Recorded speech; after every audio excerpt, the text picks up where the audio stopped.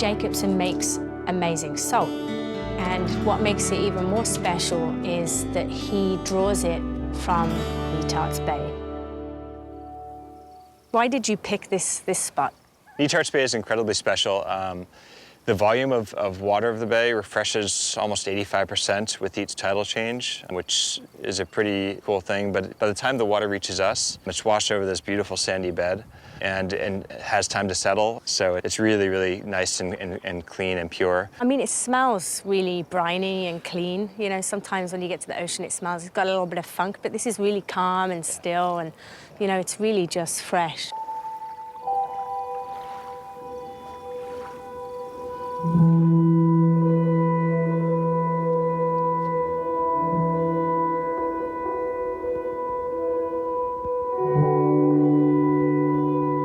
So this is our tank room. Like I said, this used to be an oyster farm, but it just so happens that it's perfect for our purposes. It looks like a lap pool. It does look like a lap pool.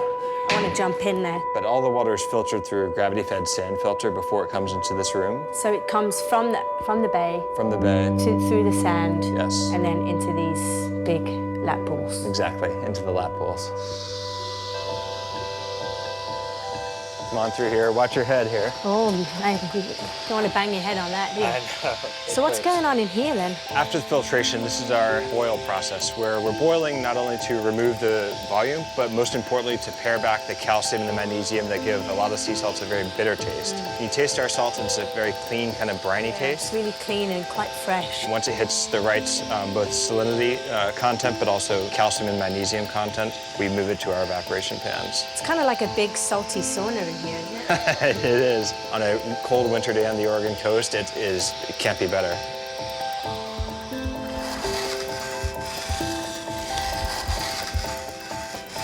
So here we have our salt pans, and what happens is salt crystals form on the surface of the water like you're seeing here. And then they become more dense than the brine that they're in, and then they precipitate to the bottom of the pan. Once the level of the water meets the top of the salt crystals, we'll harvest the pan. As you can see, it's really, really close right now, so we're just gonna go ahead and do it. This looks chocker full of salt. Yeah, so we'll start from one end of the pan and carefully